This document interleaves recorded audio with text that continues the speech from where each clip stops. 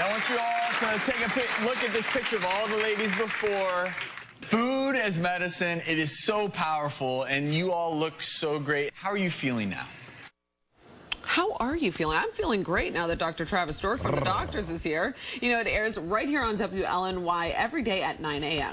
You don't have to wait that long. He's here right now to weigh in on some health headlines and the new season and, of course, his new book designed to help you stay healthy and fit. But first, new research on blood. What's the deal? I like the accent. He's been practicing. I was going to say, he's doing a really good So job. they injected mice with their blood of young mice and it helped them. But what's this mean for us? We don't know yet. I will say that this research is really interesting, particularly for people out there maybe with dementia, Alzheimer's.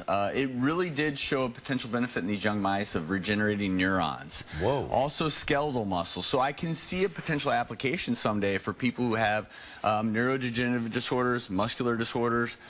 But we have to put the brakes on this a little bit because it's not like tomorrow we're going to walk into the clinic and we're just going to be grabbing the blood of a 10-year-old, injecting ourselves, and then going out in the streets and partying. So we don't know what this means, but it is certainly very intriguing and interesting. As a doctor, how crazy do we in the media make you when you hear a story like this that makes headlines and then people all of a sudden think we have a magic bullet?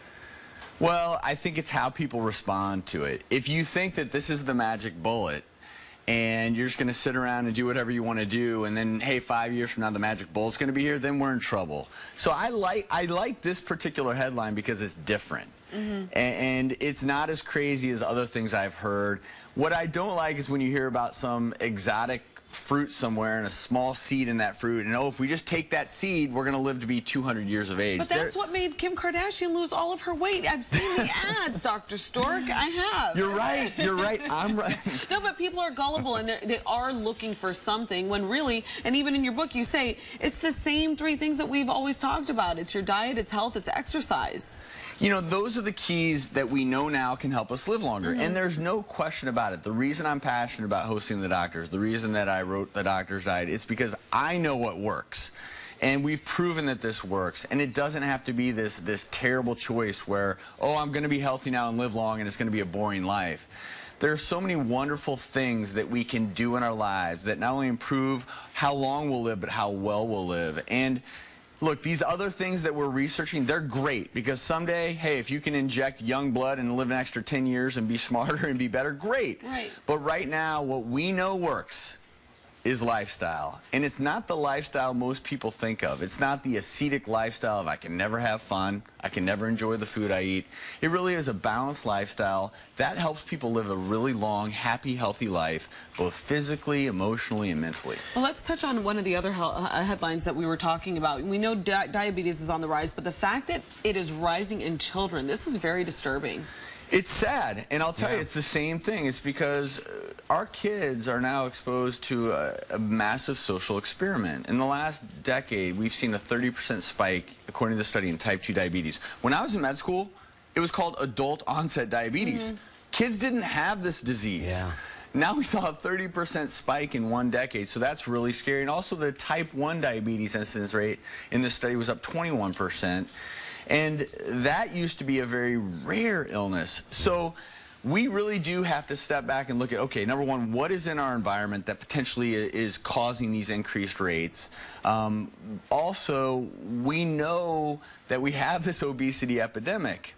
And we know that it causes illness and that it creates inflammation in the body and decreases how long we live. And these kids, unfortunately, unwittingly, are doing a lot of things that potentially put them at risk for this. And I think, you know, collectively, this is the time where as a country we have to say, hey, if we don't do it for ourselves, it may be a cliche, but do it for the kids. Yeah, well, do it for our country. No, you talk about diabetes in the book, too. I do. And weight and the relationship to weight. But you also, on the show, you're introducing us to women who are committed to the diet. How much fun is that to do? You know what? The best part is when, you know, after the segment airs and these women who've started the Doctor's Diet will grab me aside and they'll say, I feel so much better. And I'll look them in the eyes and say, that's why I wrote the book. Not because it's all about losing weight. It's about feeling better. And when you start to feel better, all of a sudden your health improves. And it's this, I call it a virtuous cycle of good health rather than a vicious cycle of poor health. And the more and more, you know, people are beginning to embrace this idea that, hey, being healthy doesn't have to be boring. I don't have to be super skinny also to be healthy. And these two women are emblematic of so many women in America. They're busy mothers, and they're having such success. Well, what's one quick tip that people can take away who haven't seen the book? We hope they go out and get it, but can you give us just one little nugget that people can incorporate in their daily life today? My very first prescription is use mindfulness when you eat. And one of the simplest things you can do is when you put a meal in front of yourself, ask yourself, is it going to taste good? Because it should always taste good. But also ask yourself, how are you going to feel 30 minutes from now? And how's it going to make you feel 10 years from now? And enjoy every bite knowing it's improving your health, and it makes the food taste even better. Okay, well, now I feel bad already. I was going to say, this guy, you should see what he eats. It's not meant to be guilt.